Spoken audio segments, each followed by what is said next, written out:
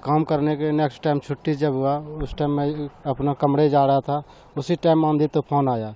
आंधी तूफान के दौरान इसी जगह रुक गए, सोचे क्या एक जुग्गी बना हुआ है गार्ड का उसी रूम में।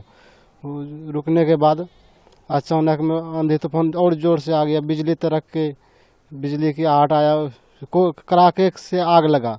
वो थोड़ी ही देर में 5 सेकंड के अंदर में ब्रिज नीचे आ गया। पहले आग लगी इसमें? जी सर। कितनी बड़ी आग थी? बहुत ऊपर तक जा रहा था, बिजली के कड़ाके जो होता है ना, डायरेक्ट शॉर्ट सर्किट की तरह। तो कितना डर लगा उस वक्त? हाँ, यहाँ पे लेबर तो उस टाइम सिर्फ ज़्यादा नहीं था, 2 लेबर के बंदे थे और एक गार्ड था। फिर उसी टाइम मैंने फ़ोन किया, फ़ोन करने के बाद मैंने बताया कि ब्रिज गिर गया।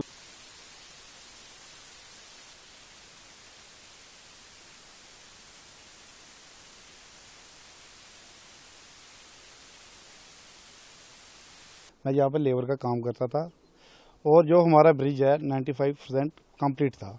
नेट वोल्ट वगैरह सब कुछ टाइट थे, लेकिन ये कुदरत का रूप हुआ कि रात को बिजली का अर्थ हुआ तो हमारा ब्रिज गिर चुका है।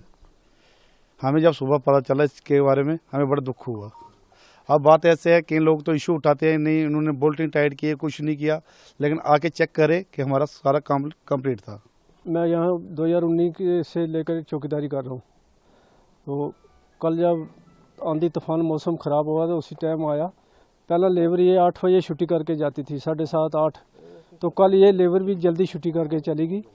तो उसके बाद में तूफान आया, लड़के घर जा रहे थे, ये भी इधर ही रुक गए।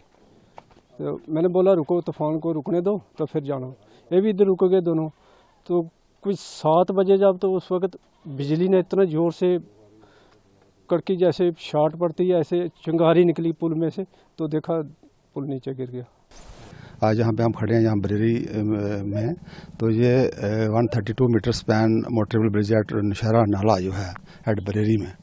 तो ये कल आपको पता ही है, ये कल जो हादसा हुआ है यहाँ पे, एक हैवी थंडरिंग हुई है और ये हैवी स्टॉर्म की वजह से तो रात को ये ब्रिज जो है, ये एक स्पैन जो है इसका कोलैप्स हो गया।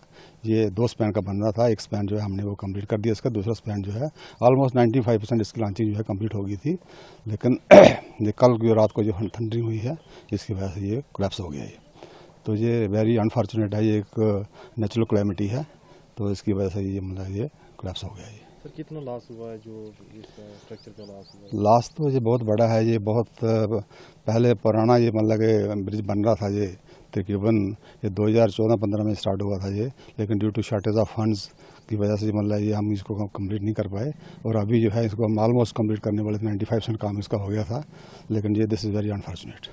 तो क्या कहना आपका, कोई नेग्लिजेंसी थी इसमें, क्या कारण रहा? अब जो प्रीलिमिनरी मैंने देखा है यहाँ पे कोई नेग्लिजेंसी वगैरह तो कोई दिखती नहीं है इसमें, लेकिन ये है कि कुछ लॉन्चिंग पार्ट में मुझे लग रहा है कि कुछ जो अभी इनकम्प्लीट था, जैसे इनको बेयरिंग फिक्स करनी थी या क्रॉस ब्रेसिंग करनी थी, वो थोड़ी सी अभी इनकी पेंडिंग थी, तो वो भी एक रीज़न हो सकता है, that may be one factor.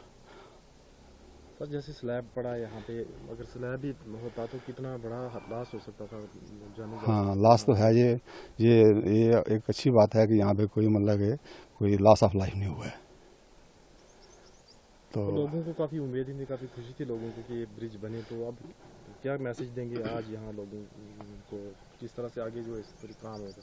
बिल्कुल ऐसी कोई बात नहीं है, जो है ये कंट्रैक्टर द्वारा इसको रीलॉन्च करेगा।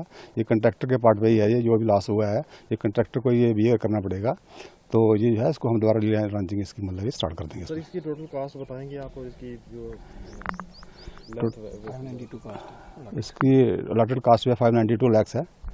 तो अभी इसका जो एक्सपेंडिचर जो है 3 करोड़ तक इसका एक्सपेंडिचर हो गया है। तो मतलब जो गवर्नमेंट एक्सचेकर को कोई लॉस नहीं है इसमें, जो भी है मतलब that has to be beared by the contractor.